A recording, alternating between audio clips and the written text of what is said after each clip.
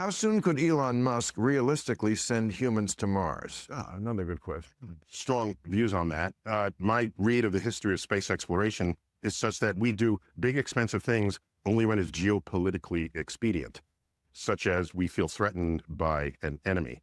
And so for him to just say, let's go to Mars because it's the next thing to do, what does that venture capitalist meeting look like? Piers Morgan clashes with Neil Tyson in a fiery discussion about Elon's vision for colonizing Mars. Tyson, the astrophysicist, throws a bit of cold water on Elon's ambitions, arguing that the whole idea could just be a pipe dream. Elon's passionate goal to make humanity a multiplanetary species is met with skepticism, and Piers Morgan is here to dig deep into the debate. Can Elon Musk actually make Mars happen, or is he just chasing after a vanity project? So Elon, what do you want to do? I want to go to Mars. How much will it cost? $1 trillion. Is it safe? No, people will probably die. What's the return on the investment? Nothing. That's a 5-minute meeting and it doesn't happen. So, well, Musk's response to deGrasse Tyson on X was tetchy, to say the least. He wrote, wow, they really don't get it. Mars is critical to the long-term survival. I realize that it makes no sense as an investment. That's why I'm gathering resources. So does one of the world's finest minds really just not get it? Well, let's find out. I'm rejoined on Uncensored by Professor Neil deGrasse Tyson. Well, first of all, I'm not a fan of commenting on what other people commented about what was commented upon. That's just fuel for clickbait on social media.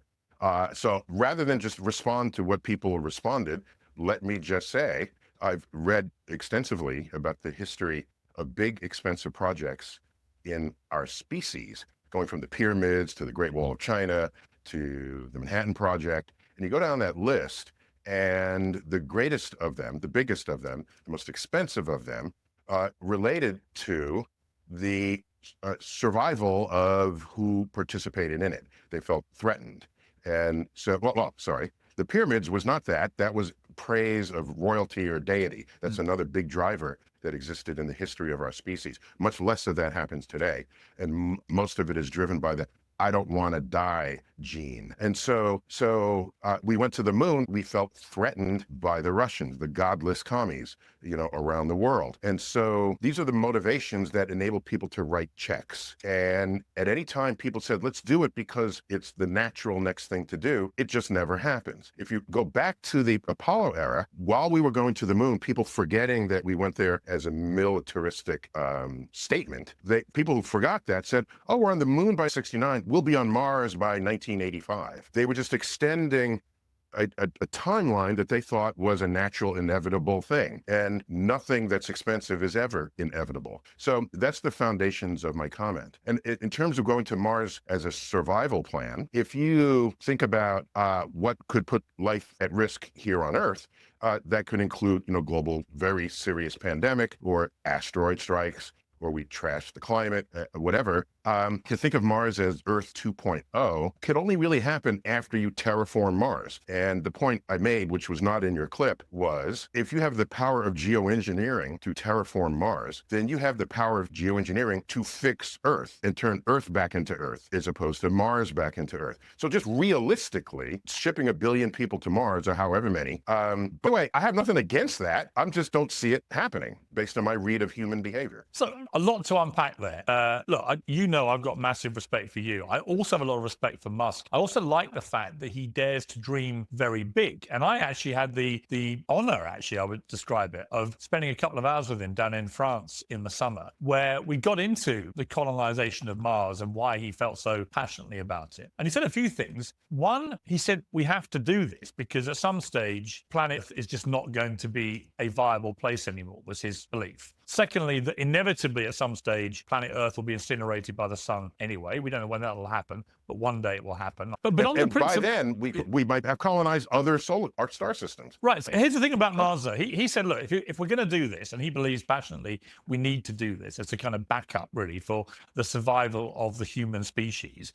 He said, you have to replicate exactly the conditions of Earth. And he said, for example, if you forget about one vitamin, everyone would die out there, right? So everything has to be replicated in a way that you can replicate exactly what happens here on Mars. From an astrophysicist point of view, is actually technically possible? Is there any reason why we couldn't colonize Mars from just a pure technical point of view of recreating the conditions in which human existence exists here. Yeah, so just let me unpack that, what you said. So first of all, at the core of this, other than living in habitat modules, either underground or just, wherever, that have to be heated because Mars is very cold and Mars has barely any atmosphere, so you have to pump that in as well. Short of that, Elon has great ambitions of terraforming Mars. I love it. But my point is that if you want to ship humans from Earth to Mars, Mars needs to kind of look like Earth. And by the way, it's tantalizingly close in properties relative to other planets. Venus is 900 degrees Fahrenheit. You're not going there. But Mars is tipped on its axis.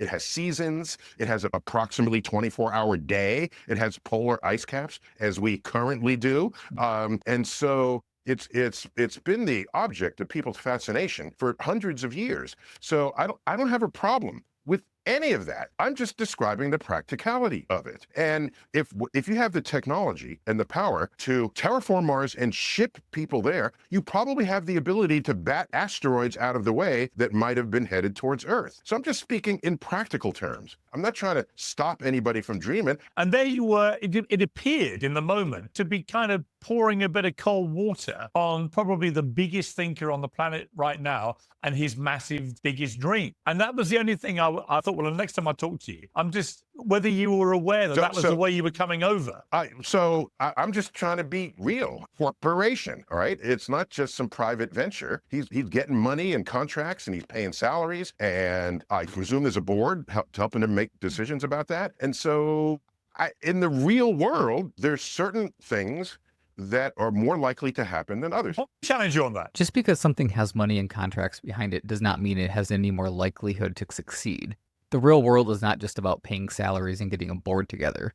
If that were the case, every overfunded startup would be on Mars by now. The truth is, Elon Musk's vision goes beyond the corporate grind and into the realm of high risk, high reward ambition. Yeah, it's a business, but it's a business driven by a dream, not just profit margins and shareholder meetings. It's easy to throw cold water on big ideas, but let's not forget, a lot of the real world achievements we now take for granted started out as totally insane ideas that were at one point laughed at. The world watched as Neil Armstrong stepped onto the moon, and those dreams that were dismissed at the early part of the century actually came true.